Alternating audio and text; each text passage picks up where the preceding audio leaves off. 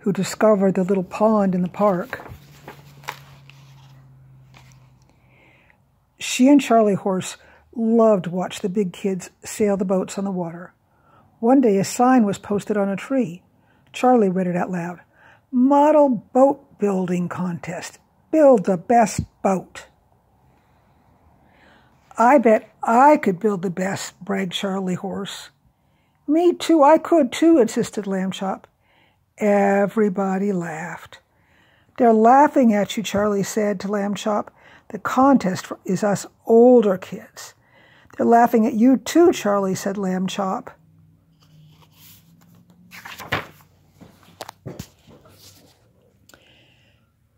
Sherry took them to the harbor to look at the big boats.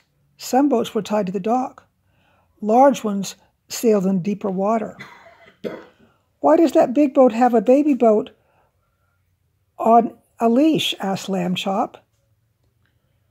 "So people can row from their big boat to the shore," answered Charlie Horse.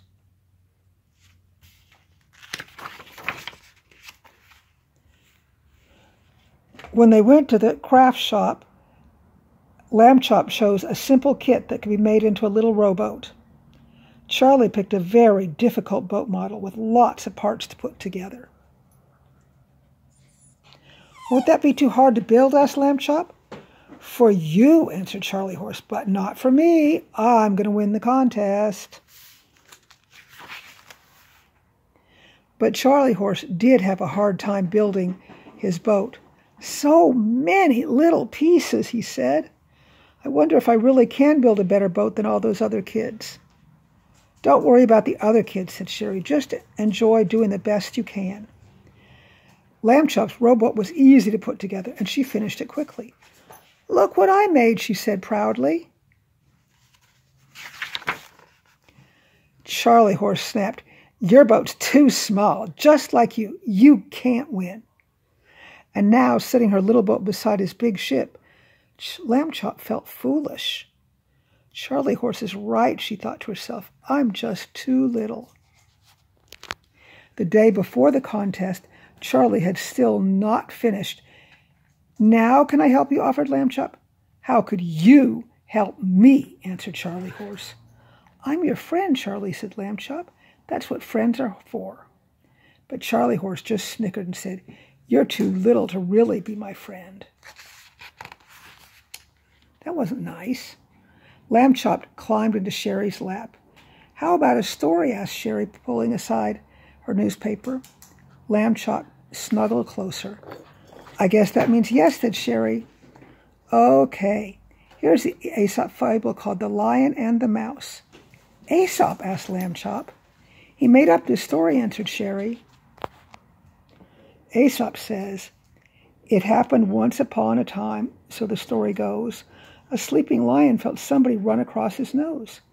His eyes popped open, and he snarled, 'Who on earth would dare to wake me from my sleep?' He saw a mouse was standing there. The lion growled, 'Look what you've done, you clumsy thing! Your tiny feet have run across the nostrils of a king!' The mighty lion roared in a terrifying way. He told the frightened mouse, 'I'm going to eat you up today.'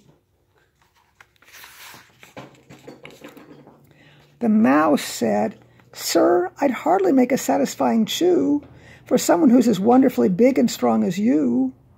I'm sorry I wakened you, but if you set me free, why, someday I'll do something nice for you. Just wait and see.'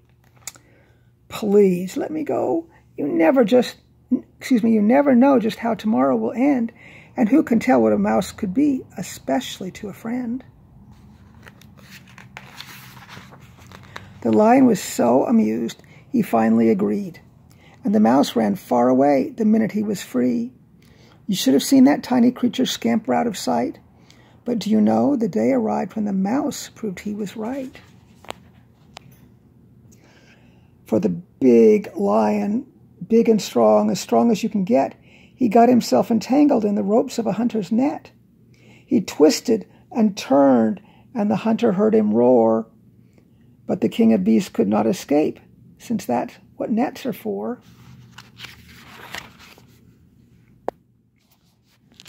The lion roared again, and the distant hunter cheered. Then right beside the helpless beast, a tiny mouse appeared. The lion recognized the mouse, who smiled and said, "It's me. Be patient, and before the hunter comes, I'll set you free." And so, one by one, between his teeth, the ropes began to fray. And suddenly, with a snap, they broke, and the lion got away, which only proves that the smallest mouse can sometimes save the day.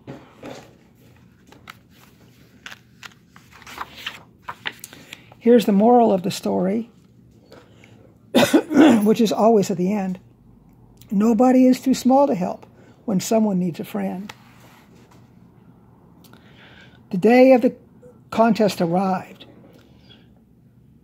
There were lots of children and lots of boats. Charlie Horse set his boat in the water.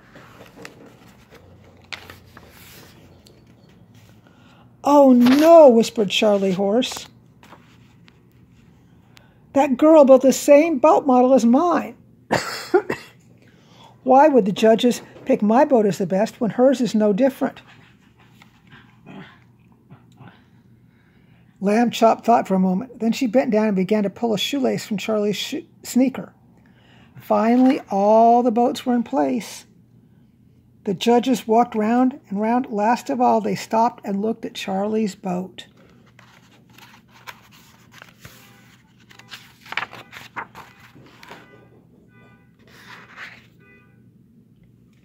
There was a moment of silence.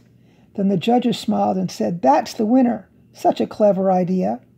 Of all the boats sailing on the pond, only Charlie's had a little rowboat trailing behind it. Everyone applauded. When Charlie Horse got the prize, as he shook the judge's hand, Charlie said, "Thank you, but I want to share this prize with my good friend Lambchop."